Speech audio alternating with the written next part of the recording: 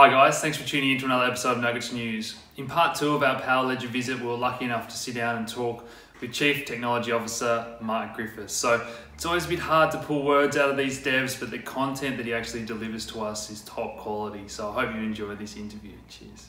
Yeah, the value that comes from asset generation events. Yeah, absolutely. And the fact that we have the peer-to-peer trading in place already, so we can allow the flows of energy to be based on the shared ownership of the asset.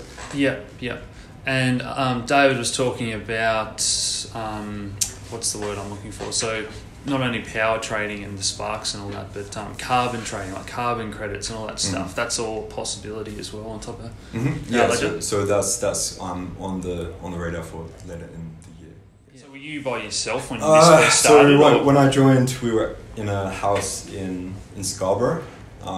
So everyone was working out of that house. Like Nuno at the time was also living in the house, and so it was myself, Nuno, and then Alistair, also who works for Ledger Assets, and somebody else who is and the product doesn't run without you guys. David takes all the credit, but you're the brains behind the scenes on the back end. So we're all a team, and all parts. That's essential. Yeah, I might cut that out, mate. Don't want to throw you under the bus. So, what excites you most about where this is all going? Is there heaps of directions that the team will come back to you and say, hey, the Thai government wants to be able to do this, and then you guys work on it on the back end?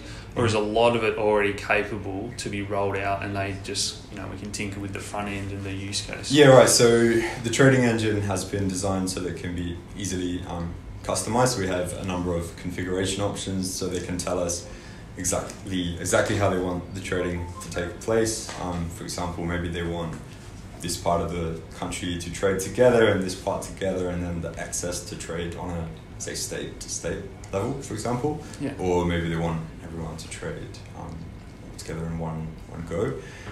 So yeah, we have a configurable trading engine, so to some extent we can just configure it how they want. So the other thing to say there is that we're also thinking about how this works best for the people. So we also have a vision for how we think people should, how people can best benefit from trading the energy.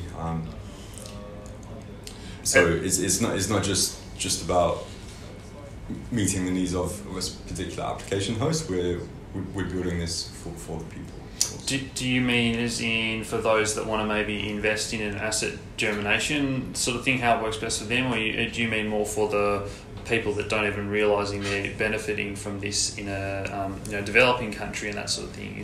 Yes. So in general, how can we democratize power and put this more into the hands of the people and find ways for the people to benefit? That's pretty cool to hear that's coming all the way from the back end and the coding and stuff, democratizing power, as you say, all the way through to David's mission, which is awesome. So, anything else that you want to talk about, mate, or that you're excited about in the future? Things that you're working on, or anything come to mind? So we're working on re-engineering the platform to move towards Ethereum, which is pretty exciting. So yeah, looking forward to getting that up and running. And the most exciting challenge for me technically is how we can scale this to serve millions of people around the world, which is an interesting challenge even if you're not including the blockchain. So when you have the blockchain in there also, this is a fun problem. So you're waiting on Ethereum to do scaling and all that stuff? We are looking at creative ways to how can we best get this to work within the limitations that we have currently, because the ideal solution is that everything is running on public blockchain. Yes. Obviously we can't get there yet because of the scalability limitations, so we're finding ways to get around that. So you might be moving to a private Ethereum blockchain. Yeah, so I'm with you now. The model now is that we'll have a hybrid, so we'll have a consortium Ethereum blockchain, which will have the sparks and then the public blockchain will have the power tokens, and then we'll have a bond that links the two, such that you lock up your power tokens on the public blockchain, and then your sparks are released on the Okay, cool. blockchain. Yeah. It's another thing that could put the value of PowerLedger up if people have got them locked up, taken off market, and those bonds and stuff as well. Exactly. I guess.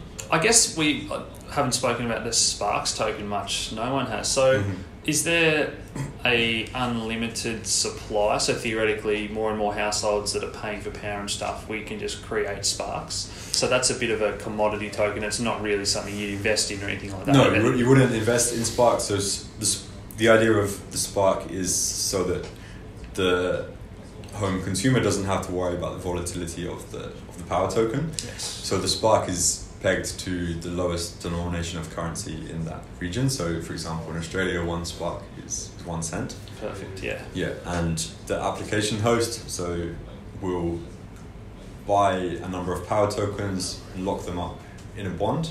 They lock up enough power tokens to serve their member base, and then their members buy the Sparks from the application. So in the future, if someone's house, they want to buy solar panel off their neighbour, there might be you guys will develop a user-friendly interface, and it'll just be buy Sparks, and it'll all be nice and easy to use. Yeah, so already the customer can log onto the platform and basically hit the buy button like topping up your mobile phone, $20, $30, and then you receive that many Sparks. You can also sell them in the same way. So that's for cash, not for power tokens. Yeah, awesome. Yeah. Cool. Any closing comments or final thoughts or anything, mate? Yeah, so I just I'm excited to be part of co-creating the energy future for the world. Has it surprised you from the ICO of like 8.8 cents, I think it was, or whatever, and here we are to that $2? Have you been surprised by how quickly and how popular this has got already?